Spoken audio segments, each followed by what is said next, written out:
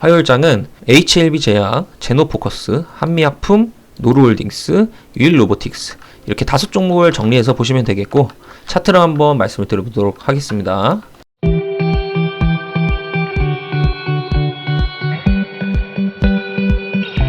네, 반갑습니다. 주목입니다. 금일 2022년 9월 11일 일요일이고요.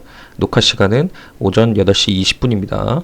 네, 추석 명절 다들 잘 보내고 계시죠? 연휴가 있다 보니까 매매 거래 일수가 확 줄어가지고 다음 주는 이제 화요일부터 시작이 되는데, 거래 재개되는 텀이 길다 보니까 뉴욕 증시나 뭐 해외에서 나와야 되는 이슈들이 또 잘 나와주고 좀 호재거리들이 좀 있었습니다. 연휴간에. 그래서 이 화요일장에 변동성을 줄 만한 종목도 굉장히 많았어요. 그거를 최대한 이제 5종목으로 추리기가 어려웠는데, 그래도 추려서 제 기준, 저랑 함께하고 계신 분들은 아시겠지만 제 기준은 그래도 뚜렷하게 있습니다. 그래서 그 제 기준으로 5종목을 정리해서 화요일에 어떤 종목을 보셔야 되는지를 한번 말씀을 드려보도록 하겠습니다. 자, 먼저 지수 흐름부터 볼게요. 코스피, 코스닥 마찬가지입니다. 크게 의미 부여할 변곡점을 만들어내지 못했죠. 목요일에 선물 옵션 동시 만기일이기도 했고 연휴를 앞뒀기 때문에 크게 방향성을 만들지는 못했습니다. 종목 개별 종목 하나하나로 봤을 때 변동성이 작았다고 볼 수는 없어요. 장 막판에 그리고 하락 서킷 걸린 종목도 많았는데, 이 하락 서킷은 사실 선물 옵션 만기일에는 좀 유독 많이 걸립니다. 동시호가 때 어쨌든 이 프로그램이라던가 뭐 내가 내 손으로 직접 걸어둔 거나 어쨌든 이 그동안의 포지션을 정산을 해야 되는 시점이 있기 때문에 목요일에 그 선물 옵션 동시 만기일은 그렇기 때문에 우르르 좀 매물이 쏟아지는 경향도 있습니다. 그래서 악재가 없는 종목인데 하락 서킷이 선물 옵션 동시 만기일에 걸렸다. 장 막판에. 그러면 크게 걱정을 하실 필요는 없다 정도로, 물론 그게 트리거가 돼가지고 하락 추세로 계속 이제 압력을 가하는 종목도 있을 테지만, 보통의 종목이라면은 악재가 없다면 다시 그 하락 서킷 했던 부분을 회복을 하니까 크게 걱정을 하실 필요는 없을 것 같습니다. 수 흐름은 크게 의미 부여할 방향성이 나온 게 아니기 때문에 이 정도로 마무리를 하고, 뭐 나스닥이나 다우존스가 이제 이 연휴간에 이 뉴욕 증시는 어쨌든 계속 거래를 했죠. 61선 위로 이렇게 마감을 하면서 갭상승으로 마감을 했습니다. 그래서 요거는 조금 긍정적으로 볼 법해요. 61선을 그래도 갭상승을 띄우면서 이렇게 마감을 했다라는 거는 상승으로의 의지가 좀 더 강한 흐름이다 보시면 되겠고, 다음 저항선 부근인 이 21선 부근까지 한번 터치를 하러 가지 않을까 기술적으로 말씀을 드리는 겁니다. 저점을 높였어요. 어쨌든 저점을 높이면서 간 거고, 조정이 좀 단기간에 좀 많이 나오긴 했지만 그래도 이 저점을 결과론적으로 봤을 때는 6월 17일 저점 이후로 저점을 높이면서 61선을 갭상승으로 회복을 했다. 이거는 크게 의미를 그래도 긍정적으로 보셔도 좋을 것 같습니다. 특별한 이제 추가, 제가 영상 녹화하고 나서 뭐 추가로 나오는 뭐 대형 악재가 없다면은 국내 증시도 코스피, 코스닥도 이 추석 연휴 이후로 이렇게 방향성을 만들지 않을까 긍정적으로 예상을 해봅니다. 그래서 종목도 좀 단기적으로 봤을 때도 적극적으로 매매할 종목이 좀 많이 보였어요. 그래서 5종목 정리해서 말씀을 드려보도록 할 테니까, 먼저 그 화요일에 어떤 종목을 보셔야 되는지 말씀을 드리기 전에 제가 9월 8일 예상 강세 종목으로 정리했던 종목이 어떤 식으로 움직이는지 한번 복귀를 해보도록 하겠습니다. 자, 먼저 제가 이렇게 한미글로벌부터 주일 알미늄 5종목으로 정리를 해드렸었는데, 간혹 궁금해하시는 분들이 계시더라고요. 제가 항상 드리는 종목의 기준은 이렇게 정리를 해서 보시면 됩니다. 5종목 정리했는데 그 안에서 갭상승 출발하는 거를 최우선순위로 보시는 겁니다. 상승 출발하고 상승을 유지하는 조건이겠죠. 갭상승 시작하고 그 다음에 갭하락 시작하거나 하락 전환하면은 그거는 밑으로 내려서 후순위로 보셔야 됩니다. 이걸 명심을 해주시고, 오르는 종목은 이 바닥, 쌍바닥을 만들더라도 이 두 번째 바닥에 기회를 잘 안 줍니다. 꼭 이 원리를 이해를 하셔가지고, 나한테 걸어두는데 자꾸 기회를 안 주고 자꾸 튀어 올라가려고 하는 성질을 좀 더 세게 보인다 하는 종목을 우선순위로 보셔야 됩니다. 그리고 쌍바닥 확인할 거는 아까 말씀드렸고, 그 다음에 익절은 언제나 오르니 최근에 이제 흐름이 마찬가지예요. 두드려 맞는 흐름이 계속 나와요. 상승하고서 얼마 지나지 않아서 이렇게 두드려 맞는 패턴의 차트를 그리는 종목이 많습니다. 그만큼 이 시장에 대한 신뢰가 많이 지금 하락이 돼 있는 상황이에요. 그래서 언제든지 차익 매물이 나오기 때문에 익절은 짧게 이제 하락 상승 파동이 이렇게 나온다. 그러면은 일단은 챙기고 보시는 거를 추천을 드립니다. 매매 기준이 있으신 분들은 좀 더 끌고 가셔도 되는데 이 힘의 세기를 파악하지 못하고 계신 분들은 기계적으로 대응을 하시라는 겁니다. 하락 손절도 마찬가지예요. 마이너스 3% 이상 나오는 하락에는 일단 손절을 하고 다음 하락 파동이 나올 수 있으니까 관망하면서 이게 다시 회복이 되는지를 보고서 재진입을 하더라도 일단 대응을 꼭 해주셔야 됩니다. 이 전제 조건으로 보면서 한번 말씀을 드려보도록 할게요. 자, 한미글로벌 같은 경우에는 목요일장에 가장 세게 움직였습니다. 이 5종목 중에 이렇게 W도 잘 그려줬어요. 여기서도 W로 볼 수 있겠고, 크게 보면은 이거를 한 파동으로 보면은 여기가 W가 될 수 있어요. 표기는 안 했지만. 그리고 여기도 이렇게 조그맣게 보면은 또 W가 되죠. 이렇게 2번 이상, 3번 이상의 W 기회를 주고서 여기까지가 13%입니다.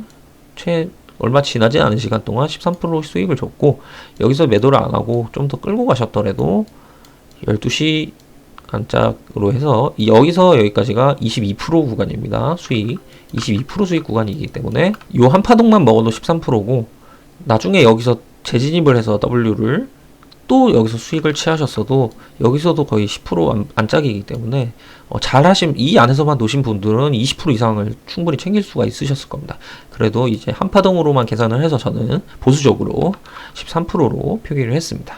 다음은 하나기술입니다. 하나기술도 초반에 이렇게 W를 주고 9시, 10시 안 돼서 이렇게 3% 이상의 수익 기회를 줬죠. 근데 이제 낙폭을 대응을 미처 하지 못할 정도로 빠르게 줬기 때문에 이 종목은 손이 빨리 대응을 하지 못하셨다면은 뭐 이 구간에서 여기서 충분히 4분 이상의 기회를 줬어요. 이렇게 확 떨구면은 일단 저는 대응을 하시는 거를 추천을 드려요. 왜냐면 이거는 차트를 망가뜨리는 행동입니다. 분봉상. 그렇기 때문에 요런 구간에서 4분의 기회를 줬기 때문에 이런 데서 충분히 대응을 하셨더라도 3%는 아니더라도 한 2% 아니면 1점 후반까지도 챙길 수 있으셨고, 이 다음 하락까지도 기다리고 또 하락까지 기다리고 계속 기다리셨더라도 본전 매도까지는 충분히 기회를 줬기 때문에 이 종목은 3% 이상으로 수익을 표기를 했습니다. 다음은 나노엔텍. 나노엔텍은 초반에 낙폭을 키우고서 이런 자리에서 W를 만들었는데, 제 기준을 보신 분들은 아시겠지만 단기 매매 기준으로 봤을 때 상승 출발하는 걸 우순위, 선순위, 그 다음에 갭상승 출발하는 거를 최선순위, 이런 식으로 기준이 있죠. 그래서 이거는 사실 매매 후순위에 해당하는 종목이었지만 그래도 진입을 했다라고 가정을 했을 때 충분히 이렇게 변동성이 특히 없었어요. 이렇게 좀 거래 대금도 안 들어오고, 그럼에도 불구하고 이렇게 본전 이상의 기회를 여러 차례 줬죠. 그리고 여기서 최저점 요까지 거리가 마이너스 1.5%대입니다. 1.5%대 하락이기 때문에 3% 기준에도 안 미쳤고 본전 탈출 기회도 많이 줬기 때문에 이거는 그냥 0%로 표기를 했습니다. 다음은 웰크론한텍. 웰크론한텍도 이렇게 W를 잘 줬죠. 그리고 저 그 검정방에 계신 분들은 아시겠지만 요 봉이 나중에 공부를 해보시면 알 거예요. 제가 그 영상 중에 비공개 영상 중에 드린 거 하나 있는데 요 봉이 그 기준이 되는 봉이었습니다. 이거는 참조를 하시면 될 것 같고, 검정방 계신 분들은 따로. 그리고 시간이 얼마 지나지 않아서 바로 이렇게 시세 분출 10시 전에 9시 20분에 벌써 이렇게 4% 이상의 수익 기회를 줬습니다. 그래서 웰크론한텍은 이렇게 유지를 또 했기 때문에 고점에서 4% 이상 표기를 했고요. 다음 조일 알미늄. 조일 알미늄은 이렇게 크게 봤을 때는 여기가 엉덩이가 좀 내려온 이렇게 쌍바닥이기 때문에 타점이 아니고요. 여기가 자세히 보면은 나중에 분봉으로 보세요. 여기가 어떻게 보면은 그 쌍바닥 오른쪽 엉덩이 시작 딱 요 부분일 수 있어요. 그래서 여기가 매수 타점으로 표기를 했고요. 여기서 여기까지가 기회가 얼마 지나지 않아서 수익 기회를 줬습니다. 눌리기는 했지만 좀 더. 그런데 여기서 여기서 수익이 한 1.5% 정도밖에 안 됩니다. 물론 제가 아까 전에 말씀드린 것처럼 양봉, 이렇게 장대 양봉 뻗으면서 기회를 주면은 일단 챙기고 나오라 해서 챙기고 나오셨으면 1.5% 수익을 이렇게 2번 이상 줬기 때문에 만드실 수 있으셨을 테고, 이거를 만약에 대응을 하지 못하셨으면은 이렇게 쭉 흘러내렸을 거예요. 그래서 뭐 3% 대응했을 수도 있고 본전 대응 정도로 마무리를 하실 수 있으셨기 때문에 이 수익은 그냥 1.5% 제하고 0%로 표기를 했습니다. 정리를 하면 한미글로벌 13%, 하나기술 3%, 나노엔텍 0%, 웨크론한텍 4%, 조일알미늄 0% 해서 총 20%의 누적 수익을 만드실 수가 있으셨습니다. 분명히 이 종목들 안에서만 놓으셨을 경우고, 이 종목들 안에서 과연 센 종목이 뭔가를 연구를 하셨다면은 분명히 한미글로벌이 계좌에 수많은 이 5개의 종목 중에 2,400개 중에 5개로 추려드렸고, 이 5개 중에서도 선택과 집중을 제가 하라고 말씀을 드렸는데 분명히 한미글로벌이 계좌 안에 충분히 있으셨을 겁니다. 센 종목이 뭔지를 분명히 연구를 하셨다고 보면 호가창을 계속 제가 말씀을 드렸죠. 이전 영상 중에 호가창, 급등하는 호가창의 원리라는 썸네일에 그 영상이 있는데 그 원리로 계산을 했을 때 분명히 이 종목이 계좌에 이 5종목 중에 하나로 충분히 들어갈 수가 있으셨습니다. 여기를 못했더라도 설령 여기도 할 수 있었고 충분히 기회가 있었습니다. 그래서 이 종목들 정리해드린 종목 안에서도 수익이 아니라 손실을 보셨다라고 하시면은 분명히 매매 종목은 제가 선택을 해드렸기 때문에 매매 종목은 해소가 되는 건데 이 매매 타점에 문제가 있는 겁니다. 그래서 이 매매 타점을 해소를 하려고 하시면은 아래 댓글 하단에 오픈방 링크를 남겨드리도록 할 테니까 입장을 하셔서 이 종목들 안에서도 어떤 시점에 사야 되는지에 대한 매매 기준을 잡아가셨으면 좋겠습니다.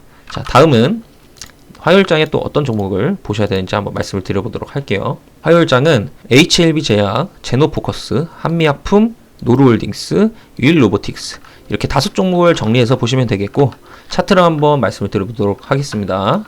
먼저 HLB제약입니다. HLB제약은 목요일 장 막판에 이렇게 자리를 잘 만들었는데 이게 결과론적으로 자리를 잘 만들었지 장중에는 미친 변동성이 있었어요. 시가는 13% 갭으로 뛰었는데 저가는 2%까지 여기서 시작을 해서 이렇게 내렸습니다. 음봉으로. 이때는 관심이 저한테는 없었는데 오후장 들어가지고 막판에 이렇게 또 반대로 미친 상승을 보이면서 이렇게 이전의 고점을 강력하게 뚫어놓고 마감을 했다. 이거는 분명히 개인이 할 수 없는 영역의 움직임입니다. HLB도 마찬가지고 그리고 HLB 글로벌도 마찬가지고요. 글로벌 같은 경우에는 자리가 그렇게 지금 자리가 썩 좋다라고 할 수는 없겠지만 600억 정도밖에 안 나오면서 상한가로 강력하게 들어왔습니다. 한 번도 안 풀리고 마감을 했고요. 그래서 이런 흐름을 보인다라는 거는 화요일장에 특별한 추가 악재 없으면 갭상승을 높게 띄어서 추가 상승에 대한 여력이 있습니다. 그래서 HLB 글로벌이 좀 대장 역할을 계속 하고 있고 목요일에도 자리는 안 좋지만 대장으로 마감을 했기 때문에 이거는 진입 기회가 좀 제한적일 수 있어서 HLB 제약으로 제가 말씀을 드리는 거고 자리도 그 다른 뭐 HLB 글로벌 말고 뭐 HLB 테라퓨틱스나 HLB나 뭐 등등 HLB 그룹주들 사이에서는 제약이 2등주 역할을 했었고 가장 세게 그나마 움직였기 때문에 이게 아마 눌림 매매 기회를 주지 않을까 예상을 합니다. 글로벌은 제한적일 것 같고 그래서 이게 글로벌이랑 이런 그룹주들이랑 같이 보면서 이 제약 흐름도 파악을 하셔야 되는데 HLB 제약도 분명히 이런 상승 출발해서 이런 오른쪽 엉덩이 올라가는 자리를 주면은 한번 진입을 해보시면은 좋은 결과를 주지 않을까 예상을 합니다. 그래서 HLB 제약 한번 관심 있게 보시면 되겠고 다음은 제노포커스. 꼭 명심해 주셔야 되는 부분은 과연 이런 제노포커스 포함해서 종목들이 이런 흐름을 보이는 게 개인 투자자들이 만들 수 있는 흐름인가? 개인 투자자가 만들 수 있는 흐름인가? 이거를 항상 의문을 표현해서 개인이 만들 수 없는 흐름을 보이는 종목이 있다라면은 그 종목을 매매를 하려고 하셔야 됩니다. 자, 제노포커스 같은 경우에는 제 개인이 만들 수 없는 흐름을 이때 한번 보였었죠. 그러니까 갭상승으로 시작을 해서 상한가 들어가서 시작을 했지만 종가는 22% 마감, 밑골이 강력하게 달고요. 마감은 이렇게 끌어올려서 마감을 했었던 전적이 있고 그 다음날 마이너스 14% 갭 하락으로 시작을 해서 이게 뭔가 싶을 정도로 변동성을 보이는 종목입니다. 그리고서 계속 눌리다가 또 이 자리를 회복을 했어요. 뭐 그렇게 강력하게 볼 수는 없겠지만 어쨌든 이 자리를 회복을 했다라는 거는 이거는 개인이 만들 수 없는 흐름입니다. 절대로. 그래서 이때의 시가를 8,300원을 이탈하지 않는 선에서 눌린다라면은 그 이상으로 눌리면은 매매 대상이 아닙니다. 눌리지 않는다. 8,300원을 이탈하지 않는 선에서 눌린다 라면은 진입을 해보시면은 이 종목도 한번 좋은 결과를 만들 수 있지 않을까 예상을 합니다. 그래서 관심 있게 보시면 되겠고요. 다음은 한미약품.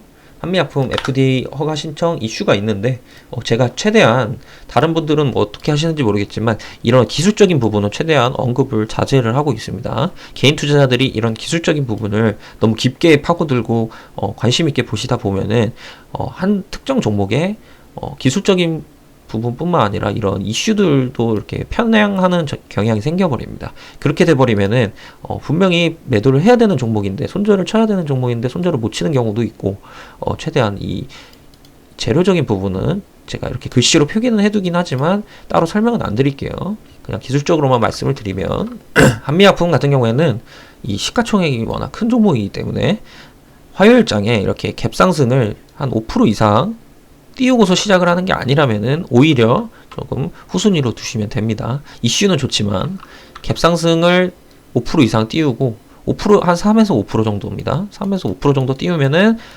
관심 있게 보시고 그 이하 뭐 1% 내지 2% 정도에서 갭 상승으로 출발을 한다 하면은 이거는 후순위로 두세요. 시총이 무겁기 때문에.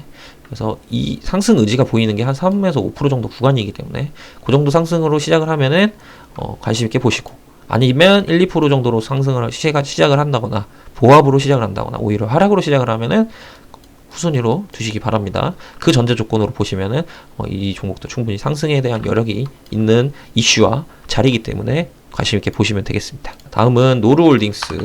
경영권 분쟁 가능성이 있는 종목이죠. 계속 시끄러운 종목인데 이렇게 보면은 되게 상방에서 좀 무서워할 수도 있어요. 개인 투자자가. 근데 결과론적으로 보셔야 됩니다. 종목은 항상 종가를 기준으로 봤을 때 이게 변동성이 큰 목요일장이 큰 종목이었었지만 이 전날 9월 7일에 종가보다는 고가로 형성을 해서 마감을 했습니다. 거래대금도 어느 정도 나왔고요. 그래서 이 종목 같은 경우에는 시가가 0%라거나 0% 시작하거나 하락으로 시작하면은 이것도 마찬가지로 후순위.